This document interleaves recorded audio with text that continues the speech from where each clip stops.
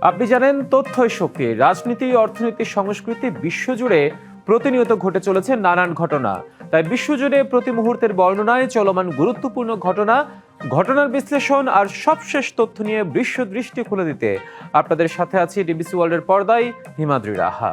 দর্শক, শুরুতে জেনে নেব প্রধান শিরোনাম। অস্ট্রেলিয়ার বন্ডি সৈকতে বন্দুক হামলায় নিহত 10, গ্রেপ্তার 2। যুক্তরাষ্ট্রের ব্রাউন ইউনিভার্সিটিতে বন্দুক হামলায় নিহত 2। থাইল্যান্ড ও কম্বোডিয়া সীমান্তে নতুন করে উত্তেজনা। ত্রাত প্রদেশের সীমান্ত এলাকায় সামরিক অভিযান, থাই বাহিনীর কারফিউ জারি। গাজায় যুদ্ধবিরতির মধ্যে ইসরায়েলি বিমান হামলায় 4 ফিলিস্তিনি নিহত। জ্যেষ্ঠ হামাস কমান্ডার রায়েদ সাদকে হত্যার দাবি ইসরায়েলের।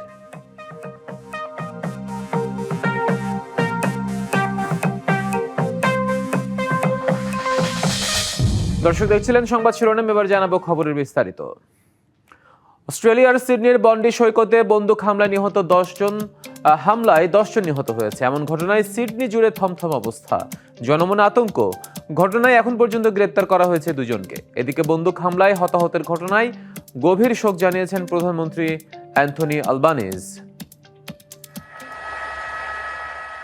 স্থানীয় সময় রবিবার সন্ধ্যা হানুক্কা উৎসব উপলক্ষে সিডনির জনপ্রিয় সমুদ্র সৈকত বন্ডিতে উপস্থিত হন কয়েকশো মানুষ। আচমকা তীব্র গোলাগুলির শব্দে কেঁপে ওঠে চারপাশ। আতঙ্কে ছোটাছুটি শুরু করে অনেকে। এর পরপরই ঘটনাস্থলে উপস্থিত হয় পুলিশ। পুলিশের গুলিতে একজন বন্দুকধারী আহত হয়েছেন বলে জানা গেছে। জড়িত সন্দেহে আটক করা হয়েছে 2 জনকে। স্থানীয় গণমাধ্যম ও প্রত্যক্ষদর্শীরা জানিয়েছে, বন্দুক হামলার পরপরই অনেককেই রক্তাক্ত অবস্থায় মাটিতে পড়ে থাকতে দেখা যায়। আমি গোলাগুলির শব্দ শুনে ভীষণ ভয় পেয়েছি। সবাই দৌড়ে পালাচ্ছিল। বন্দুকধারীরা নির্বিচারে সবাইকে গুলি করেছে। হামলার পর অভিযান শুরু করেছে পুলিশ। নিরাপত্তার স্বার্থে সবাইকে ঘটনাস্থল এড়িয়ে চলার পরামর্শ দেওয়া হয়েছে। বন্ডি বিচে বন্দুক হামলার ঘটনায় গভীর শোক জানিয়েছেন প্রধানমন্ত্রী অ্যান্থনি আলবানিজ। মৌসুমী শান্তা, ডিবিসি নিউজ ডেস্ক। যুক্তরাষ্ট্রের রোড আইল্যান্ডে অবস্থিত ব্রাউন ইউনিভার্সিটিতে বন্দুক হামলায় নিহত হয়েছেন অন্তত 2 জন।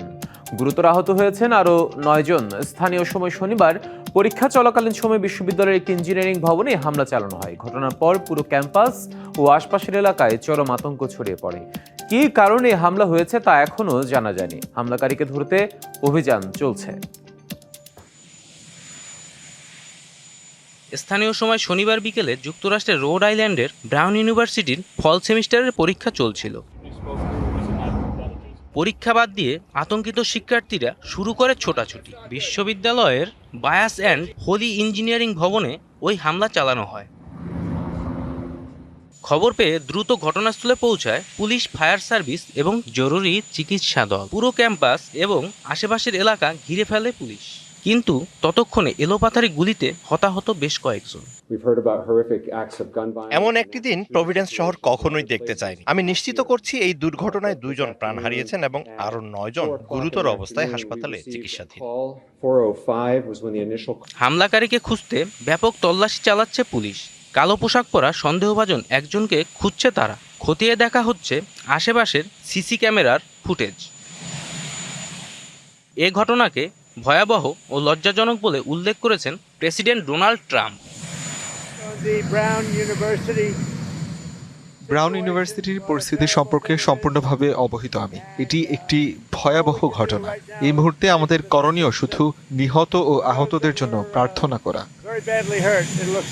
আইভি লীগভুক্ত ব্রাউন ইউনিভার্সিটি যুক্তরাষ্ট্রের অন্যতম প্রাচীন ও মর্যাদাপূর্ণ শিক্ষা প্রতিষ্ঠান। রোড আইল্যান্ডের রাজধানী প্রভিডেন্সের কলেজ হিল এলাকায় অবস্থিত। বর্তমানে প্রায় 11,000 শিক্ষার্থী পড়াশোনা করেন, যাদের বড় একটি অংশ ক্যাম্পাসেই বসবাস করে। অন্যতম 8 বিশ্ববিদ্যালয়ের একটিতে যখন এ ধরনের হামলা চালানো হয়, তখন শিক্ষার্থীদের নিরাপত্তা ব্যবস্থা নিয়ে নতুন করে প্রশ্ন উঠেছে দেশ জুড়ে। জয় রায়, ডিবিসি নিউজ ডেস্ক। থাইল্যান্ড ও কম্বোডিয়ার সীমান্তবর্তী অঞ্চল নিয়ে নতুন করে দেখা দিয়েছে উত্তেজনা। রবিবার ত্রাত প্রদেশের সীমান্ত এলাকায় ব্যাপক সামরিক অভিযান শুরু করেছে থাই বাহিনী। পরিস্থিতি নিয়ন্ত্রণে ওই অঞ্চলে কারফিউ জারি করা হয়েছে। এদিকে থাই সেনাবাহিনীর দাবি, কম্বোডিয়ার একটি সীমান্ত এলাকা দখল নিয়েছে তারা। তবে এ বিষয়ে এখন আনুষ্ঠানিক কোনো প্রতিক্রিয়া জানায়নি কম্বোডিয়ার রাজধানী নমপেন।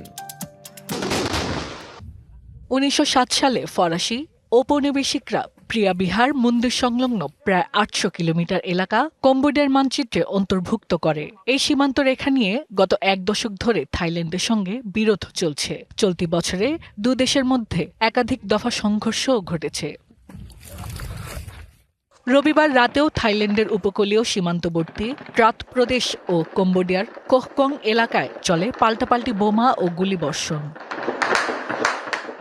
এরপরই ভোরে ট্রাত প্রদেশে বড় আকারের অভিযান শুরু করে থাই সেনারা। জানায় নিজেদের ভূখণ্ড পুনরায় ফিরে পেতে চলমান রয়েছে সেনা, নৌ ও বিমান বাহিনীর যৌথ অভিযান। জারি করা হয়েছে কারফিউ। এদিন একই সাথে থাইল্যান্ডের লক্ষ্যবস্তুতে পরিণত হয়েছে কম্বোডিয়ার দক্ষিণাঞ্চলীয় বাইনতে মিয়ানচে প্রদেশ সহ কয়েকটি এলাকা। এরই মধ্যে কম্বোডিয়ার পুরসাদ থামার দা এলাকা পুরোপুরি নিয়ন্ত্রণে নেয়ার দাবি জানিয়েছে থাই সামরিক বাহিনী। যদিও এ বিষয়ে এখন পর্যন্ত কোনো মন্তব্য করেনি নমপেন। তবে কম্বোডিয়ার সোশ্যাল মিডিয়াগুলো বলছে ভোরে পুরসাদ থামার দা এলাকায় গোলাগুলির খবর পাওয়া গেছে। এদিকে সহিংসতার জেরে থাইল্যান্ডের সঙ্গে সব সীমান্ত ক্রসিং অনির্দিষ্টকালের জন্য বন্ধ করে দিয়েছে কম্বোডিয়া। যদিও 2 দিন আগে উভয় দেশ নতুন যুদ্ধবিরতিতে সম্মত হয়েছে এমন ঘোষণা আসে মার্কিন প্রেসিডেন্ট ডোনাল্ড ট্রাম্পের পক্ষ থেকে, যা সরাসরি নাকচ করে দিয়েছে থাই প্রধানমন্ত্রী। চলমান এই সংঘাতে সবচেয়ে বেশি দুর্ভোগে পড়েছেন সীমান্তবর্তী সাধারণ মানুষ। ঘরবাড়ি ছেড়ে বাস্তুচ্যুত হচ্ছেন হাজারো পরিবার। Hasna Akter, DBC news desk. সিরিয়ায় ইসলামিক স্টেট আইএসের এক বন্দুকধারীর হামলায় 2 জন মার্কিন সেনা ও 1 জন মার্কিন বেসামরিক দোভাষী নিহত হয়েছেন। মার্কিন সেন্ট্রাল কমান্ড জানায় এই হামলায় আরও 3 জন সেনা সদস্য আহত হন। পাল্টা হামলায় বন্দুকধারী নিহত হয়েছেন। এক্সে দেয়া এক পোস্টে ইউএস সেন্ট্রাল কমান্ড জানায় এটি ছিল আইএস জঙ্গির পরিকল্পিত হামলা। নিহতদের পরিচয় পরে প্রকাশ করা হবে বলে জানিয়েছে পুলিশ। মার্কিন সেনারা সিরিয়ার একজন গুরুত্বপূর্ণ নেতার সঙ্গে বৈঠক করার সময় এই হামলার ঘটনা ঘটে। যুক্তরাজ্য ভিত্তিক সংস্থা Syrian observatory for human rights জানিয়েছে হামলাকারী সিরিয়ার নিরাপত্তা বাহিনীর একজন সদস্য ছিলেন। এখনও কোনো গোষ্ঠী এই হামলার দায় স্বীকার করেনি এবং বন্দুকধারীর পরিচয়ও প্রকাশ করা হয়নি। গাজায় চলমান যুদ্ধবিরতির মধ্যে ইসরায়েলি বিমান হামলায় প্রাণ ঝরল আরো 4 ফিলিস্তিনি। আহত হয়েছে বেশ কয়েকজন। এই হামলাকে যুদ্ধবিরতি চুক্তির সরাসরি লঙ্ঘন বলে আখ্যা দিয়েছে হামাস। এদিকে গাজা সিটিতে বিমান হামলা চালিয়ে জ্যেষ্ঠ হামাস কমান্ডার রায়েদ সাদকে হত্যা করেছে বলে দাবি ইসরায়েলের। যুদ্ধবিরতির মাঝেই আবারও গাজায় হত্যাযজ্ঞ চালিয়েছে নেতানিয়াহু বাহিনী। ইসরায়েলি বিমান হামলায় প্রাণ হারালেন নিরীহ ফিলিস্তিনিরা, আহত হয়েছেন আরও অনেকে। অপারেশন রুম থেকে আমাদেরকে জানানো হয়েছিল যে আল নাবলুস এলাকায় ধর্মঘট চলছে। আমরা 3 জন আহত ব্যক্তিকে উদ্ধার করেছি। এদিকে গাজায় ইসরায়েলি হামলায় জ্যেষ্ঠ কমান্ডার রায়েদ সাদ নিহতের কথা স্বীকার করেছে ফিলিস্তিনের সশস্ত্র গোষ্ঠী হামাস। গেল অক্টোবরে অস্ত্রবিরতির চুক্তির পর এটি হামাসের কোনো শীর্ষ নেতাকে লক্ষ্য করে হত্যাকাণ্ড। যুদ্ধবিরতি চুক্তি ইসরায়েলি বাহিনী বারবার লঙ্ঘন করেছে। চলমান ধ্বংসযজ্ঞে মুজাহিদ নেতা রায়েদ সাদ নিহত হয়েছেন। এদিকে ইসরায়েলি প্রধানমন্ত্রী বেনিয়ামিন নেতানিয়াহু এবং প্রতিরক্ষা মন্ত্রী ইসরায়েল কার্স বলেন দক্ষিণ গাজায় একটি বোমা বিস্ফোরণে 2 ইসরায়েলি সেনা আহত হওয়ার প্রতিশোধ হিসেবে এই হামলা চালানো হয়েছে। অন্যদিকে হামাস এই আক্রমণকে যুদ্ধবিরতি চুক্তির সরাসরি লঙ্ঘন বলে আখ্যা দিয়েছে। এক বিবৃতিতে হামাস দাবি করে যুক্তরাষ্ট্রের প্রেসিডেন্ট ডোনাল্ড ট্রাম্পের পরিকল্পনার অধীনে স্বাক্ষরিত যুদ্ধবিরতি চুক্তি ইচ্ছাকৃতভাবে ভঙ্গ করছে ইসরায়েল। যুদ্ধবিরতির এই প্রকাশ্য লঙ্ঘনের পুরো দায়ভার ইসরায়েলকে নিতে হবে বলেও সতর্ক করে সংগঠনটি। Nahida Rinthi, DBC news desk. ভয়াবহ বায়ু দূষণে বিপর্যস্ত ভারতের রাজধানী দিল্লি। রবিবার সকালে ঘন ধোঁয়ায় ঢেকে যায় পুরো শহর। দেশটির কেন্দ্রীয় দূষণ নিয়ন্ত্রণ পর্ষদ সিপিসিবি জানায় সকাল 6টায় দিল্লির এয়ার কোয়ালিটি ইন্ডেক্স ছিল 462, যা মারাত্মক পর্যায়ের। দিল্লির 40টি বায়ুমান পর্যবেক্ষণ কেন্দ্রে AQI মারাত্মক স্তরে রয়েছে। উত্তর পশ্চিম দিল্লির রোহিণীতে AQI সর্বোচ্চ 499 রেকর্ড করা হয়েছে। জাহাঙ্গীরপুরী ও বিবেক বিহার এলাকাতেও AQI প্রায় 495 এর কাছাকাছি। বায়ু দূষণের কারণে দিল্লির বিভিন্ন এলাকায় দৃশ্যমানতা কমে গেছে এবং পূর্ব দিল্লির পাটপারগঞ্জে AQI ছিল 488, সেখানে হেডলাইট জ্বালিয়ে ধীরে গাড়ি চালাতে দেখা গেছে। বায়ু দূষণ মারাত্মক পর্যায়ে থাকায় জরুরি প্রয়োজন ছাড়া সবাইকে বাইরে বের না হওয়ার পরামর্শ দেওয়া হয়েছে। এদিকে হরিয়ানায় ঘন কুয়াশায় আলাদা কয়েকটি স্থানে ভয়াবহ দুর্ঘটনার কবলে পড়ে বাস, গাড়ি, ট্রাক, মোটরসাইকেল সহ অসংখ্য যানবাহন।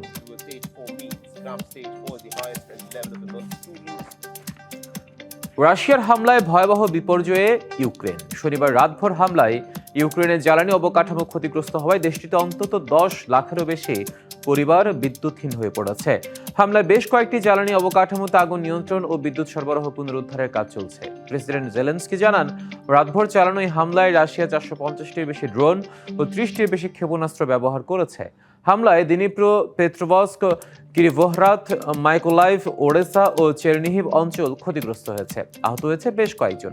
আন্তর্জাতিক পারমাণবিক শক্তি সংস্থা জানিয়েছে, রুশ হামলায় জাপোরিজিয়া পারমাণবিক বিদ্যুৎ কেন্দ্র সাময়িকভাবে বিদ্যুৎ সংযোগ বিচ্ছিন্ন হয়ে যায়, পরে সংযোগ পুনরুদ্ধার করা হয়।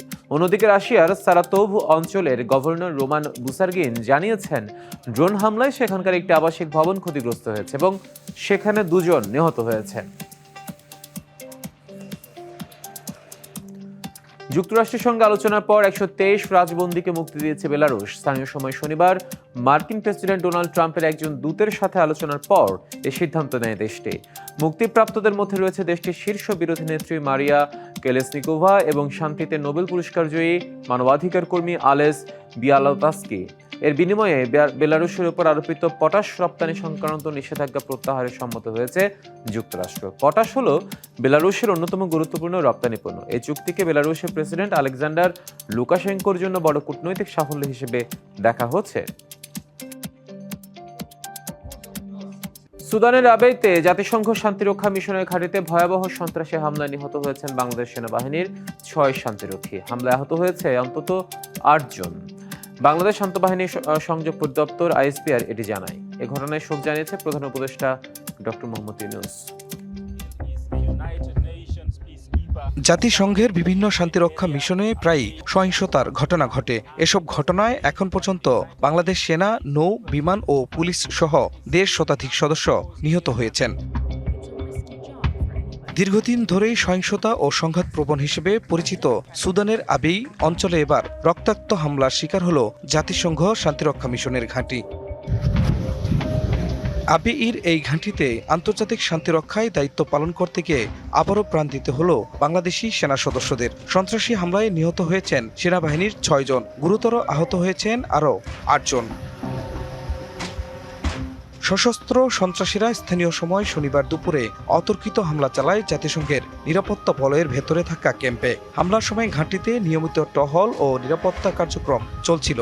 হামলার ঘটনায় ক্যাম্পের একাধিক স্থাপনা ক্ষতিগ্রস্ত হয়েছে।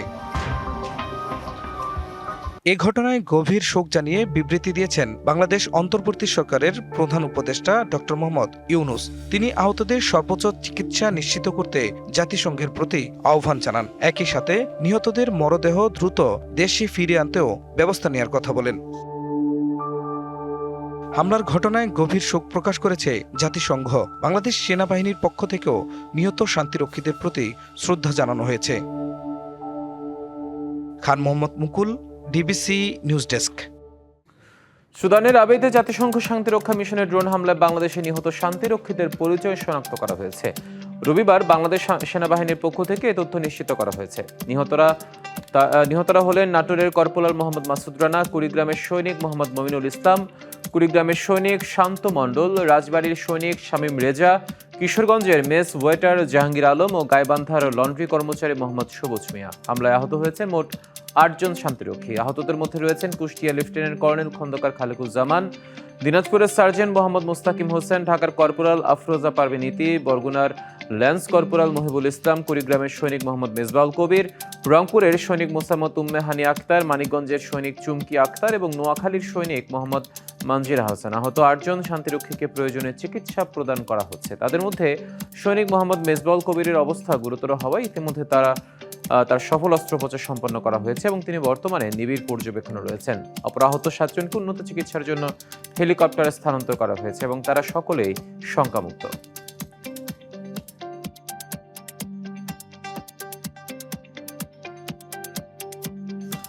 দর্শক, ডিবিসি ওয়ার্ল্ডে ছিল এখনকার মতো। ডিবিসি নিউজের সংবাদগুলো পড়তে ভিজিট করুন dbcnews.tv আর ভিজিট করুন ডিবিসি নিউজের ফেসবুক পেজ এবং ইউটিউব চ্যানেল। সঙ্গেই থাকুন।